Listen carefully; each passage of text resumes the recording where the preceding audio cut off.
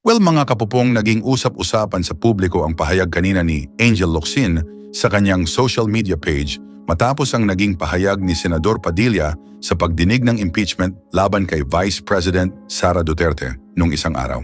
Habang tinatalakay ang pamilya Romanov, sinabi ni Padilla na ang usapin ay may kaugnayan sa banta sa mga pamilya ng mga leader na lumalaban sa komunismo.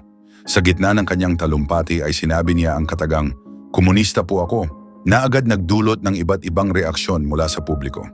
Bilang tugon, naglabas si Angel Locsin ng isang mahabang pahayag sa social media kung saan tinanong niya si Padilla kung bakit hindi siya ipinagtanggol noong mga panahong siya ay binabansagang komunista o nire-red tag kahit umano'y alam nitong hindi totoo ang mga paratang laban sa kanya.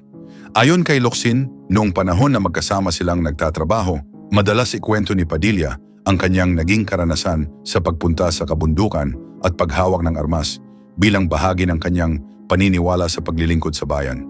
Dahil dito, sinabi niyang ang naging pahayag ng senador ay nagpapaalala sa kanya ng Robin Padilla na dati niyang nakilala dahil naging tapat ito tungkol sa kanyang nakaraan. Gayunman, ipinahayag ni Locsin ang kanyang pagkadismaya dahil sa kabila ng kaalamang hindi totoo ang mga akusasyon laban sa kanya, nanatiling tahimik umano si Padilla habang siya ay nire-red tag.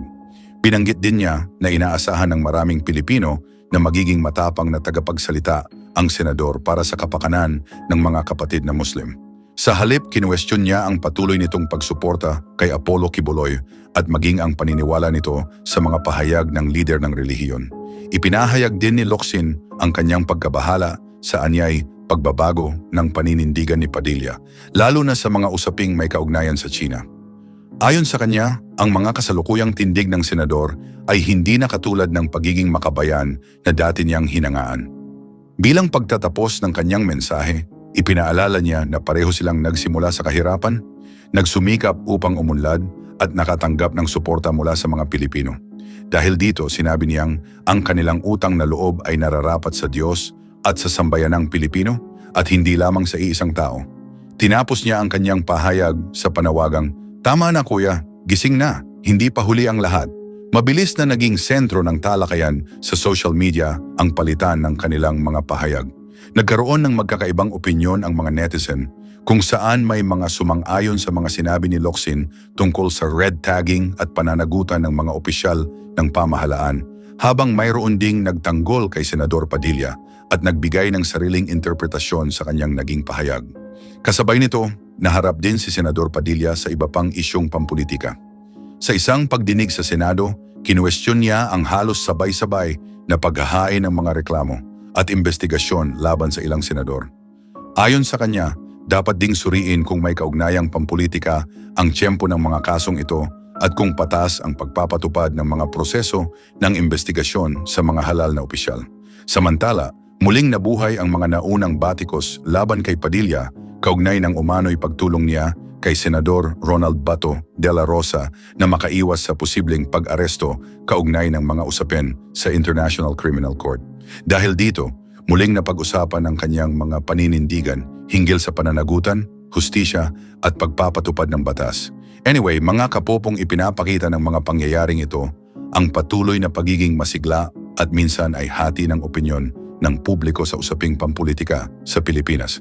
Ang naging palitan ni Angel Locsin at Senador Robin Padilla ay nagbigay diin sa mga issue ng red tagging, pananagutan ng mga leader at pagkakapare-pareho ng kanilang mga paninindigan.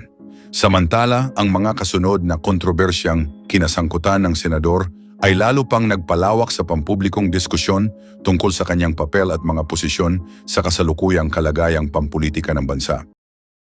Well, mga kapupong, matapos ang ilang buwang usap-usapan, mga haka-haka at pagbabahagi ng mga detalye tungkol sa kanilang relasyon, naiulat na ikinasal na ang aktres na si Bea Alonzo at negosyanteng si Vincent Co.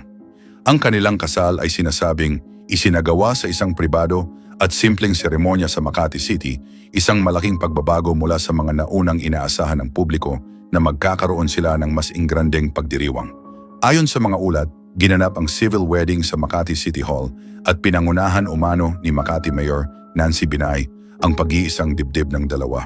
Lalong lumakas ang mga ulat matapos lumabas ang isang larawan ng alkalde kasama si Bea na itinuring ng marami bilang kumpirmasyon ng espesyal na okasyon. Hindi katulad ng karaniwang ingranding kasalan na inaasahan mula sa isang kilalang personalidad sa industriya ng showbiz, naging simple at pribado umano ang seremonya ni Bea at Vincent.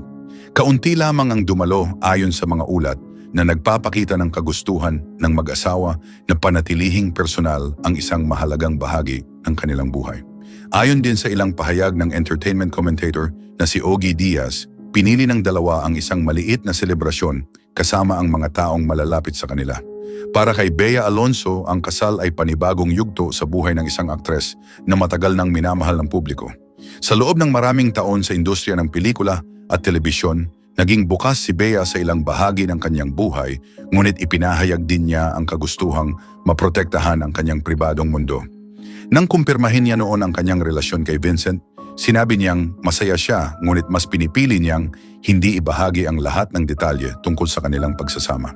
Naging sentro ng interes ng publiko ang relasyon ni Bea at Vincent matapos silang madalas makita na magkasama bago nila tuluyang kinumpirma ang kanilang relasyon.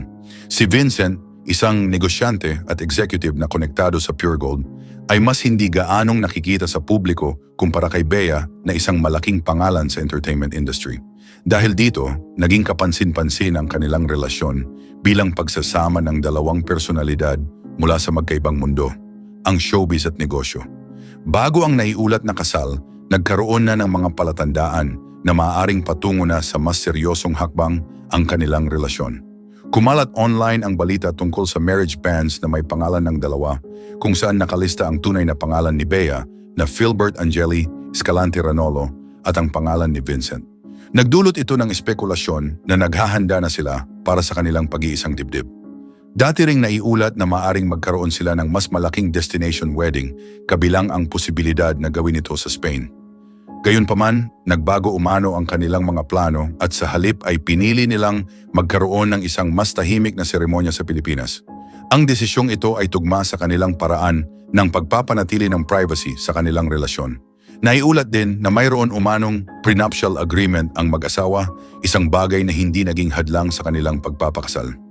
Bagamat nananatiling pribado ang iba pang detalye tungkol dito, ipinapakita lamang nito na pinaghandaan nila ang mga praktikal na aspeto bago pumasok sa buhay may asawa.